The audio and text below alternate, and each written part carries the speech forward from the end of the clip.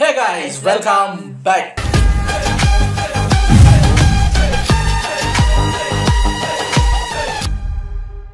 இன்னைக்கு நாங்கள் இந்த வீடியோ ரியாக்ட் பண்ண போகிறோம் அப்படின்னு பார்த்தீங்கன்னா வண்டு முருகா அப்படிங்கிற ஒரு சேனல்ல இருந்து ஒரு 2-3 டேஸ் முன்னாடி ஒரு வீடியோ நம்ம ரியாக்ட் பண்ணியிருந்தோம். நிறைய பேருக்கு அந்த டாபிக் பிடிச்சிருந்தது. அதுலேயே இன்னொரு டாபிக் இருக்குது அப்படின்னு லிங்க் அனுப்பியிருந்தீங்க. உள்ளே போய் பார்த்தா அதில் 2 பார்ட் இருக்குது. ஓகே, ஃபர்ஸ்ட் பார்ட்டை பார்ப்போம். இன்ட்ரெஸ்டிங்காக இருந்தது அப்படின்னா செகண்ட் பார்ட்டையும் ரியாக்ட் பண்ணுவோம். பட் டாபிக் நல்லா தான் இருந்தது. அதாவது எல்லாரும் பேசியிருப்போம், ஒரு தரமாவது வாழ்க்கையில் பேசியிருப்போம். ஒரு படம் பார்த்துட்டு இந்த கதைக்கு இந்த நடிகர் செட் ஆகலைங்க, இதுக்கு பதிலாக இவர் நடிச்சிருந்தா நொட்டி இருப்பார் அப்படிங்கிற மாதிரி நம்ம நிறையா பேசியிருப்போம். அதை தான் இன்னைக்கு ஒரு டாப்பிக்காகவே எடுத்து வந்திருக்காரு. கதைக்கு சூட் ஆகாத கதாநாயகர்கள் இவருக்கு பதில் அவரை போட்டிருந்தா நல்லா இருந்திருக்குமோ பார்ட் 1. ஸோ அதெல்லாம் பார்க்க போகிறோம். எந்தெந்த படம் உள்ளே வருது, அவரோட ஒப்பீனியனில் இதுக்கு இவர் செட் ஆகலை, நமக்கு ஆமாம் அவங்க அப்படி தாங்க இருக்குது அப்படின்ற மாதிரி, இல்லைங்க அதுக்கு அவர் தான் அங்கே சரியாக இருந்திருப்பாரு, இது வேறு யாரை போட்டால் நல்லா இருந்திருக்காதுங்கிற மாதிரி எது ஒப்பீனியன் சேமாக இருக்குது, ஒப்பீனியன் டிஃபர் ஆகுது அப்படிங்கிறத உள்ளே போய் பார்க்கலாம். இது ஒரு 14 மினிட்ஸ் வீடியோங்கிறதுனால டக்குன்னு பார்த்துட்டு ரெடி.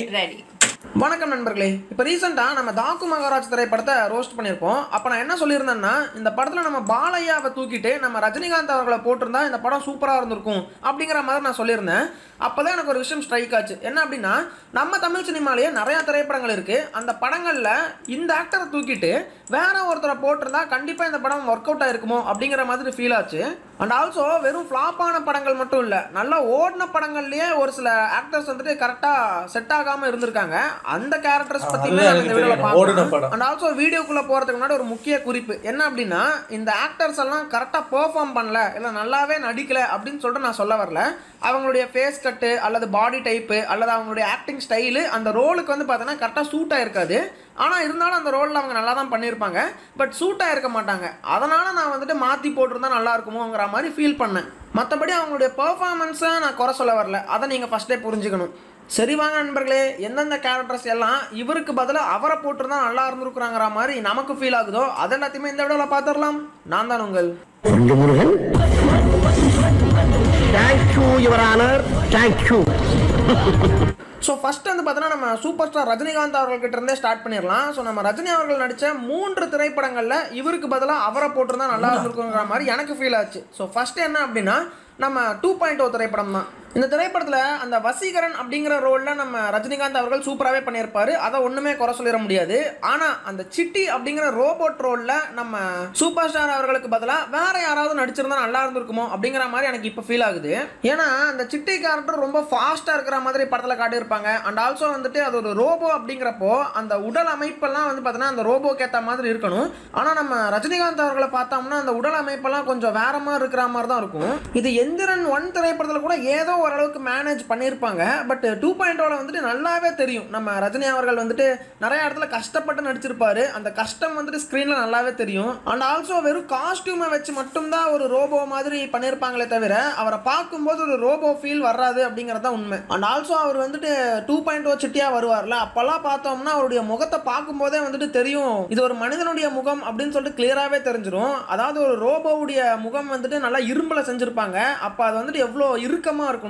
பட் இங்கே பார்த்தீங்கன்னா அந்த கண்ணமெல்லாம் தொங்கி போன மாதிரி இருக்கும் இந்த ஒரு சில சீன்ஸ்லாம். அதனால ஒரு ரோபோவாக பார்த்தீங்கன்னா நம்ம ரஜினி அவர்களை இமேஜின் பண்ண முடியல 2.0 திரைப்படத்தை பொறுத்த வரைக்கும். ஆனால் எந்திரன் 1ல பார்த்தீங்கன்னா ஓரளவுக்கு மேனேஜ் பண்ணியிருப்பாங்க அப்படின்னு தான் சொல்லணும். அண்ட் ஆல்சோ அந்த உடல் அமைப்புமே பார்த்தீங்கன்னா ரோபோக்கேற்ற உடல் அமைப்பு இந்த 2.0 திரைப்படத்தில் நம்ம ரஜினிகாந்த் அவர்களுக்கு இல்லை அப்படிங்கிறது தான் உண்மையே. அப்போ அந்த ரோலுக்கு யாரை போட்டிருந்தா கரெக்டாக இருந்திருக்கும் ப்ரோ அப்படின்னு சொல்லிட்டு கேட்டிங்கன்னா, என்னுடைய ஆப்ஷன் என்னன்னா நம்ம சியான் விக்ரம் அவர்களை தான் நான் சொல்லுவேன்.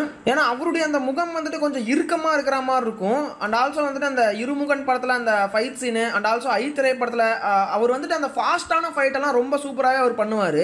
நம்ம சியான் விக்ரம் அவர்களுக்கு கண்டிப்பாக இந்த எந்திரன் படத்தில் அந்த ட்ரெயின் ஃபைட் சீன்லாம் வேறு லெவலில் ஒர்க் அவுட் ஆகிருக்கும் அப்படிங்கிறதுல எந்த ஒரு சந்தேகமுமே இல்லை. ஆக்சுவலாக ரஜினியை வச்சே இந்த அளவுக்கு எடுத்திருக்காங்க அப்படின்னா நம்ம விக்ரம் அவர்களெல்லாம் அந்த ஃபைட் சீனை பண்ணியிருந்தாருன்னா பார்க்க இன்னும் வேறு லெவலில் வந்திருக்கும். ஸோ என்ன கேட்டால் எந்திரன் 1 திரைப்படத்திலே நம்ம வசீகரன் கேரக்டருக்கு ரஜினி அவர்களை போட்டு அந்த சிட்டி ரோபோ கேரக்டருக்கு நம்ம விக்ரம் அவர்களை போட்டிருந்தாங்கன்னா வேறு லெவல்லே சூப்பராக அந்த படம் வந்திருக்கும். அண்ட் ஆல்சோ இந்த 2.0 திரைப்படத்திலும் அதை அப்படியே கண்டினியூ பண்ணியிருந்தாங்கன்னா அந்த ப்ராஜெக்டே வேறு லெவலில் ஒர்க் அவுட் ஆகிருக்கிறதுக்கான வாய்ப்பு. விக்ரம் சார் செம்மையாக தான் இருந்திருப்பார் ரோபோ ரோலுக்கு. பட் பார்ட் 1ல அவர் வச்சிட்டு பார்ட் 1ல சூப்பர் ஸ்டார் வந்து சிட்டிக்கு செட் ஆனாரு. பார்ட் 2ல கொஞ்சம் டவுட் தான். பட் இது என்ன தெரியுமா இஷ்யூ, விக்ரம் சாரையோ வேற எந்த நடிகரையோ வச்சு இவ்வளவு பெரிய பட்ஜெட் புல் பண்ண முடியாது படம் எடுக்கிறதுக்கே. அதுக்கு இந்த மாதிரி ஃபேஸ் வேல்யூ கொண்ட ஒரு பெரிய ஸ்டார் தான் வரணும். ஒரு ஒரு ஒரு ஒரு நார்மல் நடிகரை வச்சு ஒரு 500 கோடி ரூபாய்க்கு ஒரு படம் பண்ணோடனே 500 கோடியா போட்ட காசை யார் எடுக்கிறது அப்படிங்கிற மாதிரி இருக்கும். பார்ட் 1 ஹிட் ஆகியிருந்தால் பார்ட் 2க்கு கன்ஃபார்மாக வந்திருக்கும். ஸோ அந்த இந்த இப்படி ஒரு ஒரு ரோபோ படம் எடுக்கணும், அதுக்கு எவ்வளோ பட்ஜெட் ஆகும் அப்படின்னும் போதே பல ஹீரோஸ் வந்து எலிமினேட் ஆகிருப்பாங்க. பெரிய ஃபேஸ் வேல்யூ இருக்கிற ஒரு ஹீரோவோட டேட்ஸ் எடுத்துகிட்டு போனால் தான் பெரிய பட்ஜெட் கிடைக்கும். ஸோ அதனால கூட இருக்கலாம், சொல்ல தெரியாது, வாய்ப்பு இருக்குது அப்படிங்கிற மாதிரி எனக்கு ஃபீல் ஆகுது. ஆனால் 2.0 திரைப்படத்தில் வந்துட்டு இந்த ரோபோ கேரக்டருக்கு நிறைய ஸ்டைலை வந்து கொடுத்துருப்பாங்க. நம்ம ரஜினிகாந்த் அவர்கள் எப்போவுமே ஸ்டைல் பண்ணக்கூடிய ஒரு ஆள். அந்த ரோபோ கேரக்டரில் இன்னும் வேறு மாதிரியான ஸ்டைலெல்லாம் பண்ணதுனால தான் அந்த கேரக்டரை நமக்கு ஒர்க் அவுட் ஆச்சு. ஆனால் மற்றபடி அந்த ஃபேஸ் கட்டு அந்த பாடி டைப்பெல்லாம் வந்துட்டு பார்த்தீங்கன்னா ஒரு ரோபோ ஃபீலே கொடுக்கல அப்படிங்கிறது தான் உண்மையான ஒரு விஷயமே. ஸோ அடுத்து வந்து பார்த்தீங்கன்னா நம்ம தலைவர் நடிப்பில் வெளிவந்த கோச்சடையான் அப்படிங்கிற இந்த திரைப்படம் தான். ஆக்சுவலாக இந்த திரைப்படத்தை வந்துட்டு ஒரு லைவ் ஆக்ஷன் படமாக அவங்க எடுக்கல, ஒரு அனிமேஷன் படமாக எடுத்தாங்க. அதனால நம்ம ரஜினிகாந்த் அவர்களுடைய இந்த ஸ்டைலு அண்ட் அவருடைய ஃபேஸு இதெல்லாமே வச்சு ஒரு அனிமேஷன் படமாக எடுத்ததுனால ஒர்க் அவுட் ஆச்சு.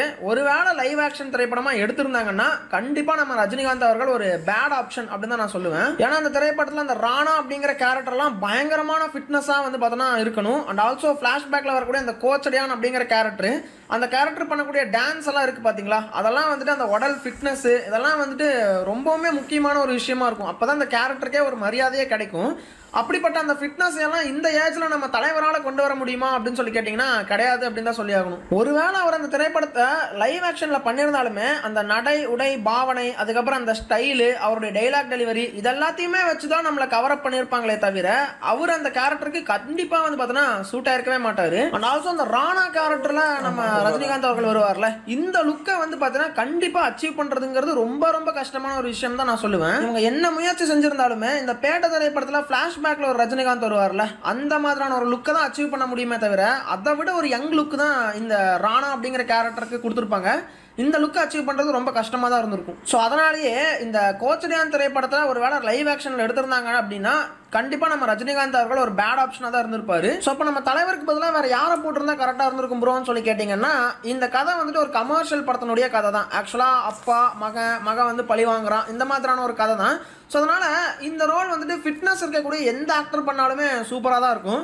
உதாரணத்துக்கு சூர்யா அவர்கள் பண்ணலாம், விக்ரம் அவர்கள் பண்ணலாம், இல்லை தெலுங்கு பக்கம் போனோம்னா நம்ம பிரபாஸ் அவர்கள் பண்ணலாம், ராம் சரண் அவர்கள் பண்ணலாம். நல்லா ஃபிட்னஸ் மெயின்டைன் பண்ணக்கூடிய ஆக்டர்ஸை வச்சு இந்த கோச்சடையான் படத்தை எடுத்தால் ரொம்ப சூப்பராகவே இருக்கும். பட் தலைவர் வந்துட்டு ஒரு பேட் ஆப்ஷன் அப்படின்னு தான் நான் சொல்லுவேன். இன்னொரு ரஜினி திரைப்படமுமே இருக்குது, அது என்னன்னா லால் சலாம் தான். பட் அதை இந்த லிஸ்ட்டில் நம்ம எடுக்க வேணாம்னு நினைக்கிறேன். ஏன்னா நம்ம ரஜினி அவர்களே அதில் நல்லா தான் நடிச்சிருந்தாரு. ரஜினி அவர்களை தாண்டி வேறு யாரை போட்டிருந்தாலும் அந்த ரோலுக்கு பர்ஃபெக்டாக ஆப்டாக இருக்கும். பட் ரஜினி அவர்களை அந்த திரைப்படத்தில் போட்டதுக்கான காரணம் என்னென்னா பாக்ஸ் ஆஃபீஸில் ஒரு நல்ல பெர்ஃபார்மன்ஸ் பண்ணும் அப்படிங்கிற காரணத்துக்காகத்தான். ஒருவேளை ரஜினி அவர்கள் அந்த ஸ்கிரிப்டை ரிஜெக்ட் பண்ணியிருந்தாருன்னா வேறு யாரோ அந்த ரோலில் போட்டிருந்தா நல்லா இருந்திருக்குன்னு சொல்லிட்டு நீங்கள் வேணால் கமெண்ட்டில் சொல்லுங்கள். அடுத்ததாக நம்ம விஷால் நடிப்பில் வெளிவந்த மார்க் ஆண்டனி திரைப்படம் தான் இருக்குது. ஸோ இந்த திரைப்படத்துலையுமே நம்ம எஸ்ஜே சூர்யா அவர்கள் தான் பயங்கரமாக ஸ்கோர் பண்ணியிருப்பாரு அப்படின்னே சொல்லலாம். எஸ்ஜே சூர்யா அவர்களுடைய பெர்ஃபார்மன்ஸ்க்கு ஈக்குவலாக நம்ம விஷால் அவர்களால் பெர்ஃபார்மன்ஸ் இந்த திரைப்படத்தில் பண்ண முடியல அப்படிங்கிறது தான் உண்மை. ஆக்சுவலாக மார்க் அப்படிங்கிற கேரக்டரில் நம்ம விஷால் அவர்கள் பண்ணியிருப்பாரு, அதை கூட ஓரளவுக்கு நம்ம ஏற்றுக்கலாம். பட் ஆண்டனி கேரக்டரில் அவர் பண்ணதுங்கிறது கொஞ்சம் பெர்ஃபார்மன்ஸ் கம்மியாக போச்சோ அப்படிங்கிற மாதிரி தான் ஃபீல் ஆச்சு. அண்ட் நம்ம எஸ்ஜே சூர்யா அவர்களுக்கு அவரால் சுத்தமாகவே ஈடு கொடுக்க முடியல அப்படிங்கிறது தான் உண்மை. ஸோ அப்படி பார்க்கும்போது விஷால் அவர்களுக்கு பதிலாக வேற யாரை போட்டிருந்தா இந்த படம் இன்னும் பெட்டரா வந்திருக்குங்கிற மாதிரி எனக்கு ஃபீல் ஆகுதுன்னா நம்ம கார்த்தி அவர்களை போட்டிருந்தா கரெக்டா இருந்திருக்குமோங்கிற மாதிரி தோணுது. எஸ்ஜே சூர்யா அவர்கள் தான் ஓவர் ஆக்டிங் பண்றாருன்னா கண்டிப்பா நம்ம கார்த்தியுமே ஓவர் ஆக்டிங் பண்ணக்கூடிய ஒரு ஆள் தான். அதாவது தேவைப்படுற இடத்துக்கு அவர் அழகாவே ஓவர் ஆக்டிங்கிறத பண்ணுவாரு. இந்த கைதி திரைப்படத்துல ஒரு லுக்ல வந்திருப்பாரு, இது அவரும் செட் ஆகிருப்பாரு. பட் விஷால் எனக்கு அதில் செட் ஆன மாதிரி தோணுச்சு. ஏன்னா இப்போ நீங்களே சொன்னீங்கல்ல அந்த அவங்க அப்பா கேரக்டர் ஃப்ளாஷ்பேக்கில் வர அந்த அப்பா கேரக்டருக்கு ஈக்குவலாக பண்ணியிருந்தார். குரலெல்லாம் மாற்றி முரட்டுத்தனமாக பண்ணியிருந்தார் அந்த ஹைட்டு வெயிட்டுக்கு. அப்படியே மகன் கேரக்டருக்கு வரும்போது எஸ்ஜே சூர்யாவோட கம்பேர் பண்ணும்போது அவர் கொஞ்சம் லோவாக பண்ணிட்டாருன்னு. கதையோட கேரக்டரே அப்படித்தானே வரும். அவர் அப்பா கேங்ஸ்டராக வருவார், இதில் இவர் ஒரு மெக்கானிக்கா அவங்க அடிமைப்படுத்தி வச்சிருக்கிற ஒரு இவர் மாதிரி ஒரு பூனை மாதிரி தான் அவர் மியான்ற மாதிரி தான் வருவார். எஸ்ஜே சூர்யாவுக்கு அப்பா கேரக்டரும் மகன் கேரக்டருமே எனர்ஜிட்டிக்காக தான் இருக்கும். அப்பா ஒரு மாதிரி எனர்ஜினா மகன் ஒரு மாதிரி எனர்ஜிட்டிக்கான கேரக்டரில் தான் இருக்கும். ஸோ அதை வந்து பெர்ஃபார்மன்ஸ் குறைவுன்னு எனக்கு சொல்ல தெரியல. மேபி அந்த கேரக்டரே அப்படித்தானோ அப்படிங்கிற மாதிரி எனக்கு ஒரு ஃபீல். பட் இதில் டைம் ட்ராவலில் கார்த்தி வந்திருந்தா எப்படி தெரியுமா இருந்திருக்கும்? காஷ்மோரா எப்படி இருந்தது? ஒரு பேய் படம், அம்மா ஒவ்வொருக்கு நல்லா இருக்குதும்மா, அந்த மாதிரிலாம் ஒரு வித்தியாசமாக பண்ணுவார்ல, அது மாதிரி இது இந்த மார்க் ஆண்டனியே ஒரு காமெடி மூவி தான், காமெடி கலந்த ஒரு மூவி தான். ஸோ ஒரு காஷ்மோரா ஸ்டைலில் நம்ம கார்த்தி இன்னும் கொஞ்சம் நல்லா செட் ஆகிருப்பார்.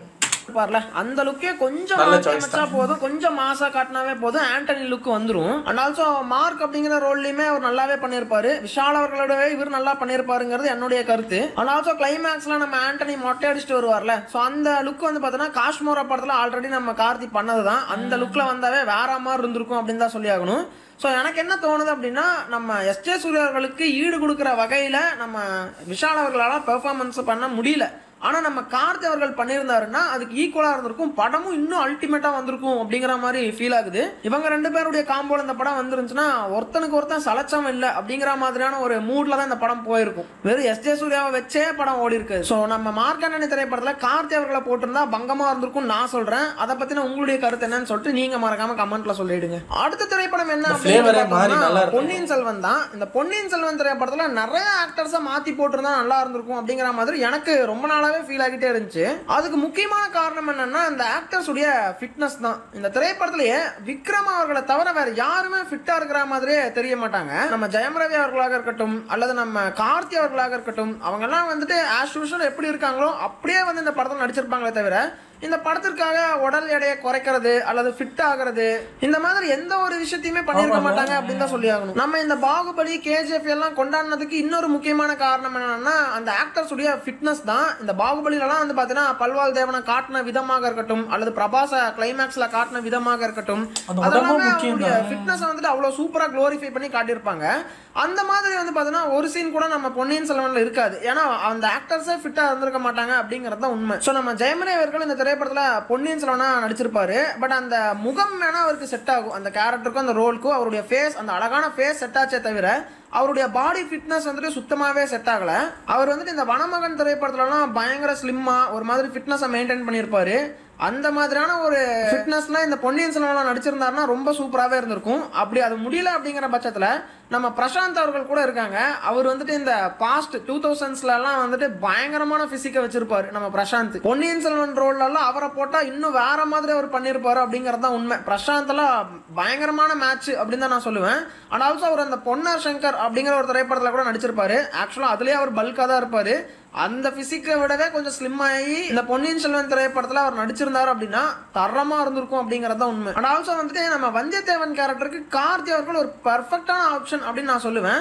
ஆனால் என்ன அந்த ஃபிட்னஸ் தான் கொஞ்சம் மிஸ் ஆகுது அப்படிங்கிறது தான் உண்மை. அண்ட் ஆல்சோ பார்த்திபேந்திர பல்லவன் அப்படிங்கிற ரோலில் வந்துட்டு நம்ம விக்ரம் பிரபு அவர்கள் வந்துட்டு நடிச்சிருப்பாரு. ஆக்சுவலாக அந்த ரோலுக்கும் அவருக்கும் சம்மந்தமே இல்லை அப்படின்னு தான் நான் சொல்லுவேன். ஸோ நம்ம அருண் விஜய் அவர்களெல்லாம் பயங்கரமான ஃபிட்னஸை வச்சிருக்காரு. போட்டிருந்தாங்க அப்படின்னா தரமாக இருந்திருக்கும். அண்ட் ஆல்சோ விக்ரம் பிரபு அவர்கள் அந்த படத்தில் எவ்வளோ நேரம் காட்டினாங்கன்னு கூட எனக்கு தெரியல. ஆனால் அந்த பார்த்திபேந்திர பல்லவன் அப்படிங்கிற கேரக்டருக்கு பொன்னியின் செல்வன் புத்தகத்தில் வந்துட்டு பயங்கரமான ரோல் எல்லாம் இருக்கு. அந்த ரோலை எல்லாத்தையுமே வந்து பார்த்தீங்கன்னா மணிரத்னம் அவர்கள் அப்படியே தூக்கி வீசிட்டார் போல. அதே மாதிரி தான் கந்தன்மாறன் அப்படின்னு சொல்லிட்டு நம்ம வந்தியத்தேவனுடைய ஃப்ரெண்டு கேரக்டருமே இருக்கிற மாதிரி காட்டுவாங்க. அந்த ரோலெல்லாம் வந்துட்டு நம்ம ஆர்யா அவர்களுக்கு கொடுத்துருக்கலாம். ஏன்னா வந்துட்டு கந்தன்மாறன் கேரக்டர்லாம் ரொம்ப முக்கியமான ஒரு கேரக்டராக தான் இந்த பொன்னியின் செல்வன் திரைப்படத்தில் இருக்கும். ஆனால் யாருன்னே தெரியாத ஒருத்தரை போயிட்டு அந்த கந்தன்மாறன் ரோலில் போட்டு அண்ட் ஆல்சோ அந்த ரோலையே வந்து பார்த்தீங்கன்னா பெருசாக இந்த படத்தில் காட்டியிருக்கவே மாட்டாங்க அப்படின்னு தான் சொல்லி ஆகணும். அதே மாதிரி மாதவன்லாம் வந்துட்டு பயங்கரமான ஃபிட்னஸை வச்சுட்டு ரெடியாக இருக்கார் படம் நடிகருக்கு. அவரெல்லாம் யூஸ் பண்ணியிருக்கலாம். அப்புறம் நம்ம ராஜமௌலி எப்படி சத்யராஜ் அவர்களை எந்த மாதிரி யூஸ் பண்ணியிருப்பாரு பாகுபலியில், அந்த மாதிரியான நடிப்பெல்லாம் வந்துட்டு பொன்னியின் செல்வனுக்கு தேவைப்பட்டுச்சு. பட் அந்த யாரையுமே வந்து பார்த்தீங்கன்னா சூஸ் பண்ணல நம்ம மணிரத்னம் அவர்கள்.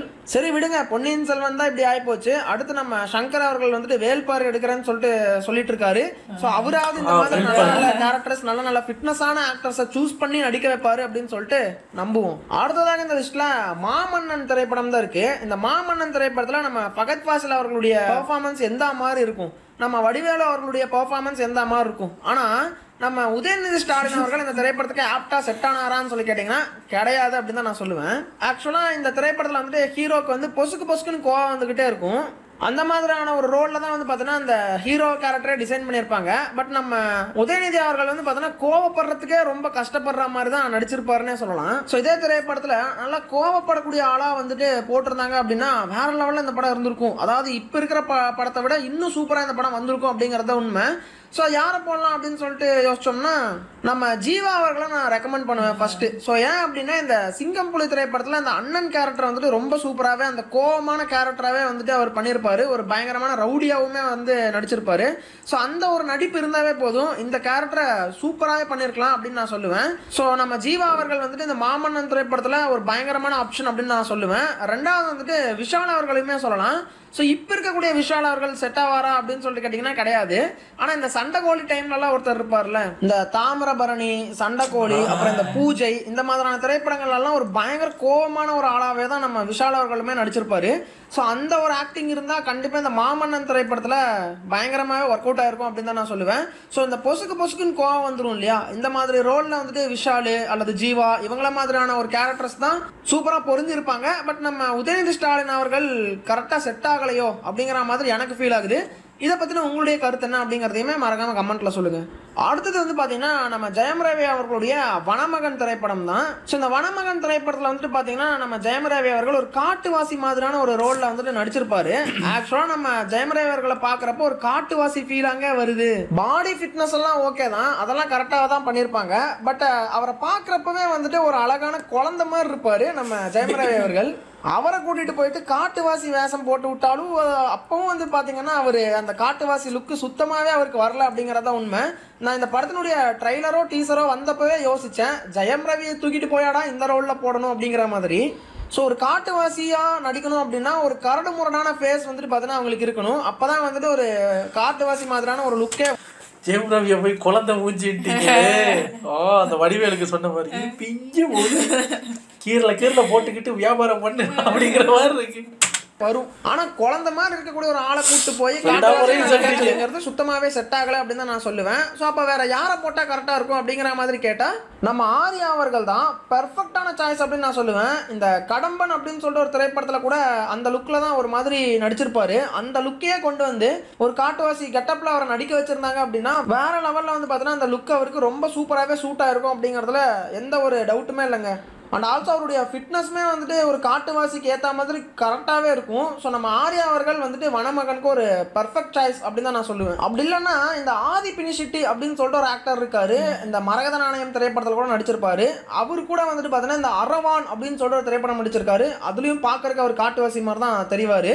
அவரை கூட வந்து பார்த்தீங்கன்னா இந்த வனமகன் கேரக்டரில் போட்டிருக்கலாம். பட் அவர் கூட ரெண்டாவது ஆப்ஷன் தான், ஆர்யா தான் ஃபர்ஸ்ட் ஆப்ஷன் அப்படின்னு நான் சொல்லுவேன். ஸோ இந்த வனமகன் திரைப்படத்தில் நம்ம ஜெயம் ரவி அவர்கள் சுத்தமாகவே சூட் ஆகலை. பட் ஆர்யா பெர்ஃபெக்டாகவே சூட் ஆகிருப்பார். சரி, ஓகே நண்பர்களே, இன்னும் 4-5 படம் வந்துட்டு லிஸ்ட்டில் இருக்குது. ஆனால் இப்போவே வந்துட்டு டியூரேஷன் அதிகமாகிடுச்சுங்கிற காரணத்தினால இந்த இடத்துல இந்த வீடியோவை முடிச்சுக்கிறேன். அண்ட் ஆல்சோ நீங்கள் இந்த லிஸ்ட்டில் வேறு ஏதோ திரைப்படங்களை ஆட் பண்ணணும்னு நினச்சிங்கன்னா அதை மறக்காமல் கமெண்ட்டில் சொல்லுங்கள். ப்ரோ இந்த படத்தில் இவரை தூக்கிட்டு அவரை போட்டிருந்தா நல்லா இருந்திருக்கும் அப்படிங்கிற மாதிரி கமெண்ட்டில் சொல்லுங்கள்.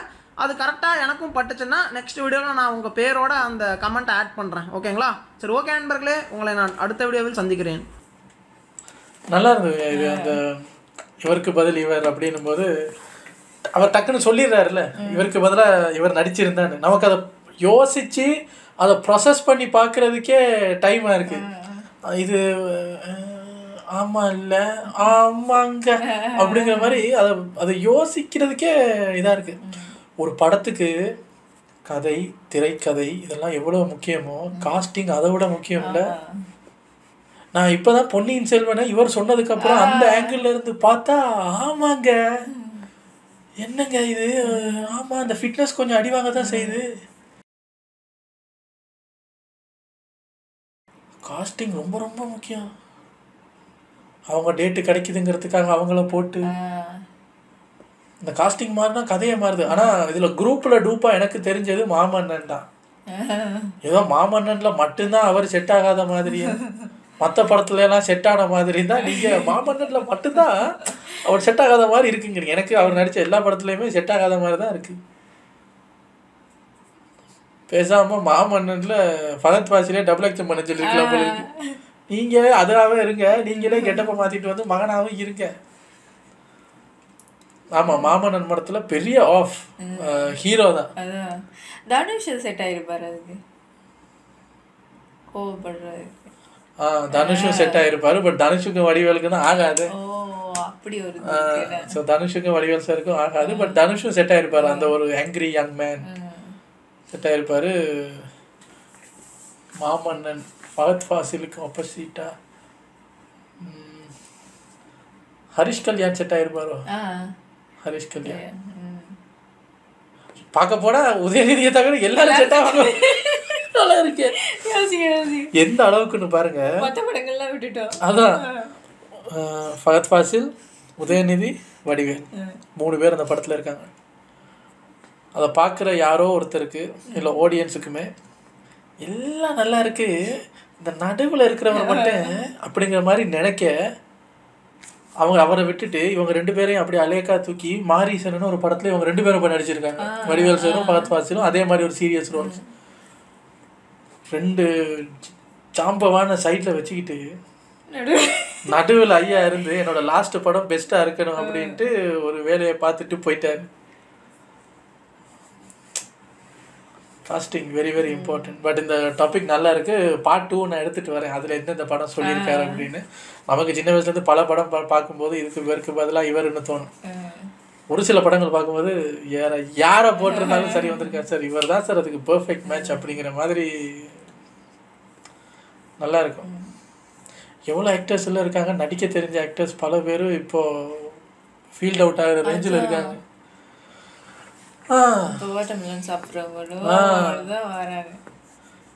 எனிவேஸ் நல்லா இருக்கு. உங்களை அடுத்த வீடியோவில் வந்து சந்திக்கிறேன். Take care. பாய்.